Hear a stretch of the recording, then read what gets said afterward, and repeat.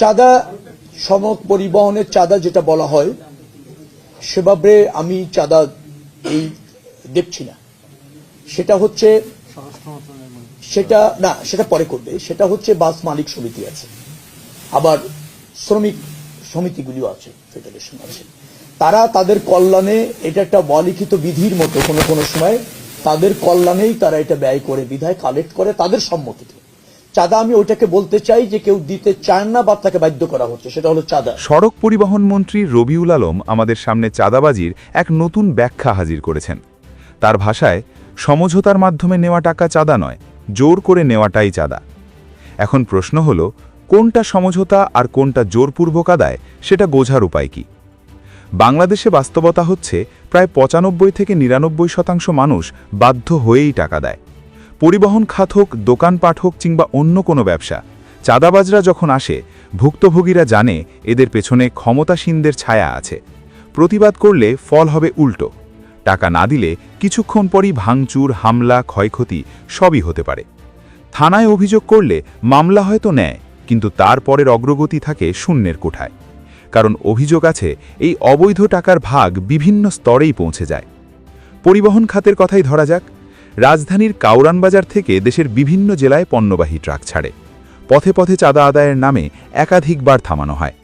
আগে আওয়ামী লীগের আমলে দেখা গেছে কিছু যুবক স্থানীয় কোনো শ্রমিক কল্যাণ সংস্থার কার্ড ছাপিয়ে ট্রাক থামিয়ে ৫০০-১০০০ টাকা দাবি করছে। না দিলে সামনে আরেক দল প্রস্তুত। আধা কিলোমিটার পর আবার বাধা, মারধর, গাড়ি ভাঙচুর। একটি ট্রাকের উইন্ডশিল্ড ভাঙলেই ২০-২৫ হাজার টাকা ক্ষতি। এই ভয়ে চালকরা বেশিরভাগ সময় চুপচাপ টাকা দেয়। কাউরান বাজার থেকে গন্তব্যে পৌঁছতে পৌঁছতে ৭-৮ হাজার টাকা পর্যন্ত চাঁদা গুনতে হয়। শেষ পর্যন্ত এই অতিরিক্ত ব্যয় গিয়ে পড়ে সাধারণ ভোক্তার ঘাড়ে। চ্যালেঞ্জ ছুড়ে বলা যায়, পরিবহন খাতের চাঁদাবাজি বন্ধ করা গেলে পণ্যের দাম উল্লেখযোগ্যভাবে কমে আসতে পারে। কিন্তু বাস্তবতা হলো, এই চাঁদাবাজি সমাজের রন্ধ্রে রন্ধ্রে ঢুকে গেছে। শুধু একটি দলের আমলে নয়, দশকের পর দশক ধরে বিভিন্ন দলের শাসনামলে এই চক্র শক্ত হয়েছে। অভিযোগ রয়েছে আওয়ামী লীগ সরকারের সময়ও এটি নির্মূল করা যায়নি। আবার এখন বিএনপি ক্ষমতায়, তাদের প্রতিশ্রুতিও প্রশ্নের মুখে। রাজনীতিতে লাখ লাখ মানুষ জড়ো হয় কেন? অনেকেই রাজনীতিকে দেখে ভবিষ্যতে এলাকা নিয়ন্ত্রণ বা প্রভাব বিস্তারের সুযোগ হিসেবে। ক্ষমতায় গেলে সুবিধা পাওয়ার প্রত্যাশা থেকেই অনেকে রাজনীতিতে সক্রিয় হয়, এমন অভিযোগ বহুদিনের। ফলে দল ক্ষমতায় এলে ত্যাগী কর্মীদের একটি অংশই হয়ে ওঠে দখলদার, চাঁদাবাজ বা প্রভাবশালী গোষ্ঠীর অংশ। আজ যদি কোনো দল সত্যিকার অর্থে ঘোষণা দিয়ে কঠোরভাবে চাঁদাবাজি বন্ধ করে, তাহলে সেই দলের ভেতর থেকেই বড় অংশ সরে যাবে এমন কথাও শোনা যায়। কারণ অনেকের রাজনীতির প্রেরণা আদর্শ নয়, বরং আর্থিক সুবিধা। রবিউল আলমের বক্তব্যে সমঝোতা শব্দটি ব্যবহার করে যে ব্যাখ্যা দেওয়া হয়েছে, সমালোচকদের মতে সেটি চাঁদাবাজিকে বৈধতার আভাস দেয়। বাস্তবে অধিকাংশ ক্ষেত্রেই এই তথাকথিত সমঝোতা ভয়ের ওপর দাঁড়ানো, যেখানে ভুক্তভোগীর বিকল্প থাকে না। দূর থেকে দেখলে স্বাভাবিক লেনদেন মনে হলেও সামনে হুমকি বা শক্তির ইঙ্গিত থাকলে সেটিকে কি সত্যিই সমঝোতা বলা যায়? রাজনীতিতে আরেকটি বাস্তবতা হলো নির্বাচনী ব্যয়। একজন প্রার্থী কোটি কোটি টাকা ব্যয় করেন নির্বাচনে, অথচ সরকারি বেতন তুলনামূলক কম। তাহলে সেই বিপুল অর্থের উৎস কোথায়? এ প্রশ্ন বহুদিনের।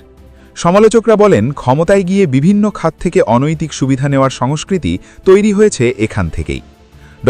মুহাম্মদ ইউনুস পরিবর্তনের যে স্বপ্ন দেখিয়েছিলেন, তার বাস্তবায়নে রাজনৈতিক ঐক্যমতের অভাব ছিল বলেই অনেকে মনে করেন। এখন তিনি সক্রিয় ভূমিকায় নেই, ফলে সামগ্রিক সংস্কার আরও কঠিন হয়ে দাঁড়িয়েছে। বাস্তব পরিবর্তন চাইলে কেবল একটি দল নয়, সকল রাজনৈতিক শক্তির সম্মিলিত উদ্যোগ প্রয়োজন।